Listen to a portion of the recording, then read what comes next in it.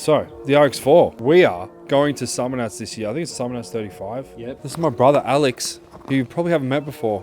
Back in 2013, he actually purchased this amazing 1974 Mazda Rx4 Coupe.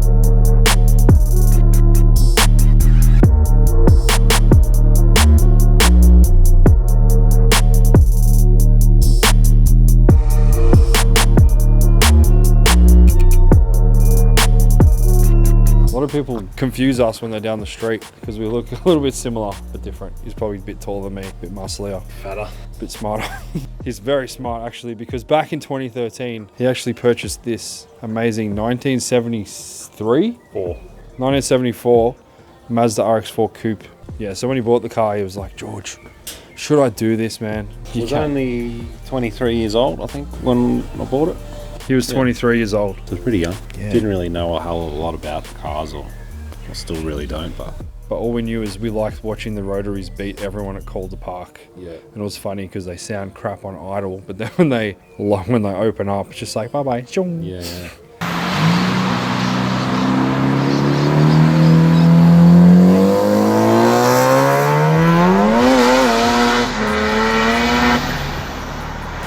Yeah.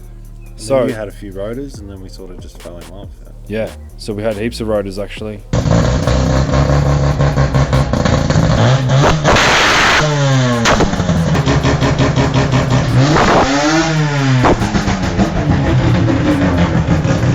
There was never really any Fords in the scene other than my daily, which was AU. Yeah, And this guy had a BA for his first Yeah. car, BA XR6, back when it was nearly brand new. So, the Rx4, we are going to Summernats this year. I think it's Summernats 35. Yep. Summernats 35. We're going to try and get the car ready and take it. Yeah, because this car's been off the road now for how long? 6 years. It's 6 been years off the drivable road. starting, but the auto's been slipping in it, so it's just sort of been started up every now and then, and still drop cruise in it, but I haven't been, taking it on any big drives or anything like that. So Yeah, which is actually really good because this car's been in storage in a safe place. Obviously, when you drive a car, there's a chance of having accidents, clocking up Ks on it, things going wrong, having to do rebuilds. But it's been sitting here safe in storage and dry storage for ages, along with my dad's RX-7 here, which was my brother's old car, which he ended up just giving to my dad. So this one's undergoing some pretty major works actually for Summernats 35 to get it up to spec, to possibly do a skid. No. you never know. So tell us what's happening to the car. What did you buy? And So we're doing a whole new Microtec computer setup in it. The auto's out at the moment and getting rebuilt. It's a 3-speed Jacko Mazda gearbox. We're going to obviously get it retuned and just tidy up the engine bay a bit, change the cooler pipes, do a bit of powder coating, just clean it up as best we can.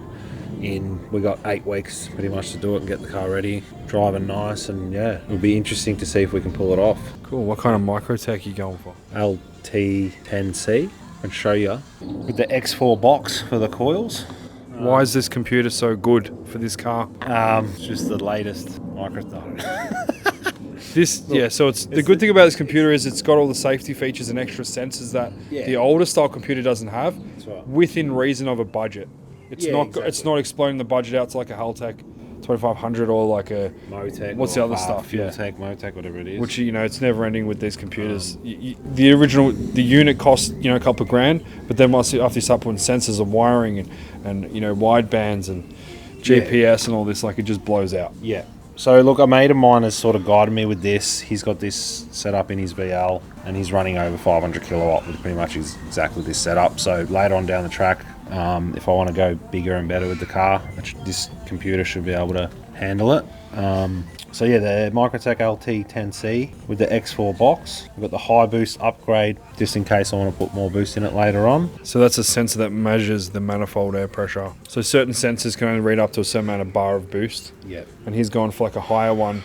So if it goes over 25 pound, the computer can read that. And then Can't remember, but I think the stock one's like 20 pound, which we're not going to be even near that now. But pressure sensor kit, which everyone pretty much needs that when you buy it. pressure sensor, so is that oil pressure, fuel pressure? Wideband kit with display. So the wideband kit measures the exhaust fumes the airflow and tells you your air to fuel ratio to fuel make sure that you're not leaning out or anything like that, which can cook the motor. And then we got the small 3.5 dash logger with the GPS speed module. So Speedo just goes off GPS. Don't have to worry about speedo cables. It's the best way to get accurate speed. So these old cars, especially when you change the rim size and the gearbox is different, don't need to do speedo cables and whatever. It's just all digital. Yeah, it's all digital. But you can't see how fast you're going when you're doing a burnout on the spot. No. Oh, we hit 160 Ks, but we're not moving. Hopefully we can get the old speedo to show us that. So the box is getting rebuilt as well. So it's a 3-speed jack car. Yeah, 3-scoop dash toe. Basically the car is 13. It's a Series 4 13V turbo setup. Standard turbo. It's got a full 2.5-inch exhaust on it, so it's really quiet. Auto. I just wanted something that was quiet, bit of power, nothing crazy. It's still got the standard rear end in it, the Rx4 13B diff, so we can't go too silly without changing that anyway. So Yes, we can. so the gearbox we're just getting refreshed. We're going to pretty much keep it standard. It'll just be fully manualized. Maybe do like a billet input shaft and stuff. We don't really have any idea of what kind of kilowatt this car is. We don't at the moment. What do you think it's gonna? What do you think it makes now compared to what it might? I think it would be maybe 150 kilowatt now. Really? Yeah. It is pretty light. 150 to 200. It fries the tires now. I mean, Yeah, it does a little bit, but I would say 150 to 200. Like, yeah. I'd be wrapped if we got. I'm not really chasing numbers. I just want the car to Yeah. drive, cruise, Be reliable be reliable. Last Summernats. and beat at least one barrel. Yeah, beat your daily. Beat the daily, which is not hard. We're going to do some more videos. This is just a bit of an overview of the car because you guys have never even seen it before. And if anyone's interested in buying an RX-7, this RX-7 here, Series 3, original grey interior, immaculate condition, really, really nice. It's my dad's car at the moment and he's got really no use for it. It's just sitting here in storage. What does he want to do? Buy a boat or something? Or he wants to build a shed? We want to put up a big shed. Put up a shed so yeah, it's just the funds will go towards that or whatever. Just buy the car, man. Stop being a loser and buy something cool, okay? Is there any other parts there? So all these parts here come from Race Parts Melbourne. Shout out to Rasmus Melbourne. Thank you very much for all the free parts. No, they didn't give us any free parts. We had to pay for everything. Full price. But yeah, really good shop if you want to pay full price. Well, we ordered it and we got all the stuff within 2 days. So if you need Microtec stuff fast, Yeah. Race Parts Melbourne. Do it. What else do we need to talk about? Like in the bay. Just like Oh, yeah. change. I don't know. Yeah, pop the hood, mate. All right, film. You're filming it.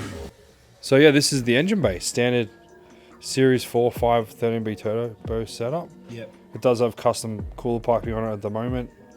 Yeah. That looks like a custom radiator, custom cooler. Yeah.